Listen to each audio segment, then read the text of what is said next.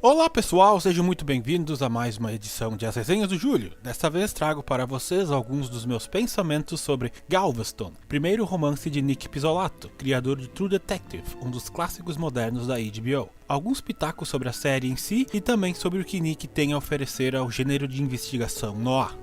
Em 2015, a segunda temporada de True Detective não agradou a maioria dos fãs que se apaixonaram pela série com sua primeira temporada praticamente irretocável. Eu, por outro lado, adorei, mas entendo perfeitamente quem não gostou. Foi uma história muito mais pesada e densa, mais obscura e sufocante, onde os personagens se viram arrastados para um jogo ao qual eles já haviam perdido antes mesmo de começar. Foi difícil de engolir, teve um sabor muito amargo. Muita gente não se atrai por esse tipo de história, o que não tem nada demais, diga-se de passagem, cada um é livre para gostar ou não do que bem entender, mas outras pessoas, como eu, sentem um certo tipo de atração por essas histórias quase mórbidas. Depois da primeira temporada da série, eu fiquei muito interessado pelo trabalho literário de Nick Pizzolatto. Escasso, bem verdade, mas muito relevante, uma coleção de contos e um romance. O primeiro eu até hoje não achei e-book para baixar, e o segundo nunca consegui me motivar a realmente ler em formato digital. Isso até que a editora Intrínseca trouxe Galveston para o Brasil, algo pelo qual eu sou muito grato.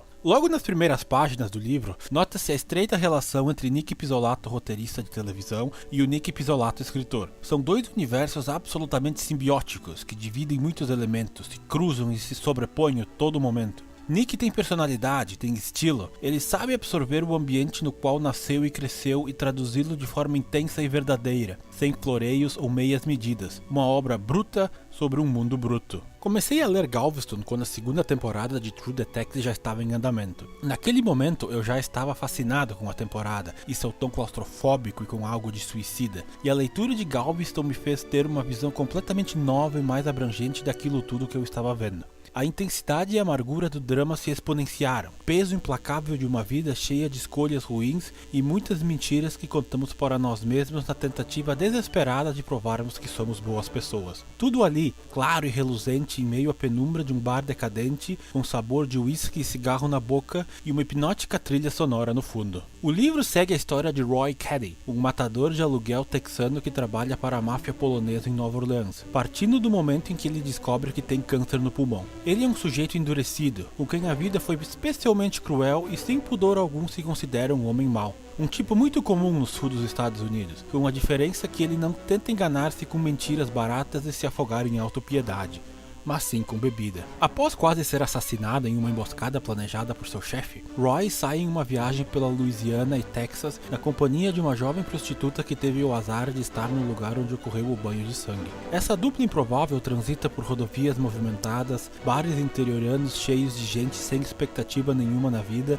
e motéis sujos e baratos. Acabam parando em Galveston, uma cidade costeira de Texas que traz memórias tristes para Roy. Essa é uma história simples, contada em primeira pessoa, em uma maneira que fica parecendo uma metalinguagem, como se Roy estivesse contando para si mesmo no fim da vida. O vai e vem temporal alternando o tempo da viagem de Roy, da garota e o futuro é intrigante. Nick dosa perfeitamente a quantidade de informação que dá ao leitor, deixando até quase o fim o suspense sobre como tudo aquilo terminou. Essa também, assim como na série, é muito mais uma história sobre pessoas do que necessariamente sobre um caso ou algum acontecimento proeminente e ao redor dos quais os personagens orbitem. Pessoas castigadas por um mundo inclemente, com sonhos e ambições frágeis que podem ruir a qualquer instante. Vítimas de sistemas ineficientes e sobrecarregadas pelo peso de todas as escolhas que fizeram ao longo da vida, das boas e das ruins, cheias de vícios e fraquezas, mas que também conseguem tirar força e determinação dessas mesmas falhas. Pessoas reais, de carne e osso, que sangram, sofrem e choram. Uma história que começa com uma promessa que foi só cumprida 20 anos depois.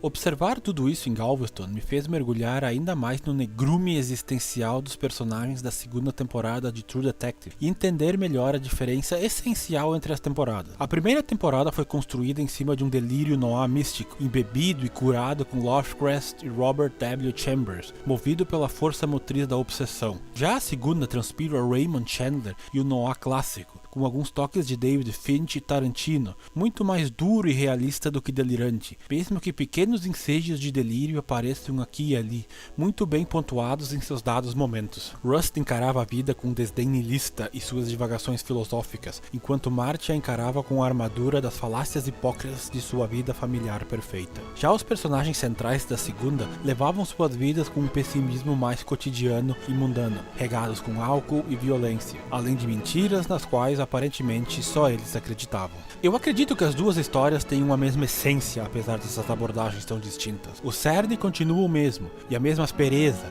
a mesma amargura e solidão, o medo do mundo sombrio que nos cerca. O estilo de Nick Pizzolatto, e ele foi chamado de pretensioso por alguns resenhistas, o que pessoalmente me soa um absurdo.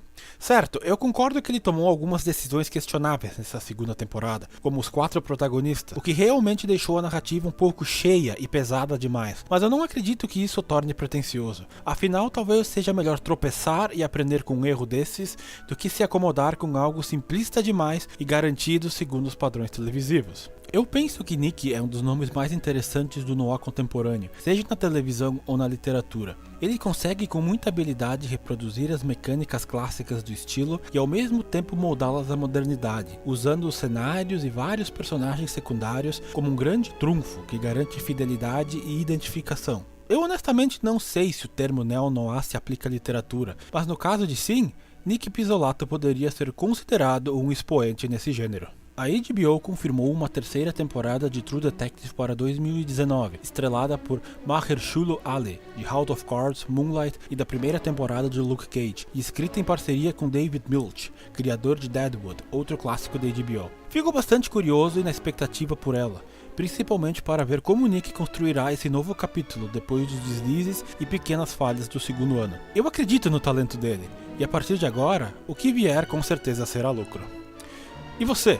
Gostou da segunda temporada de True Detective? Já leu Galveston ou tem interesse? Deixa aí nos comentários o que você pensa. E se quiser ser bacana comigo, se inscreve no canal, curta o vídeo e compartilhe. Até a próxima!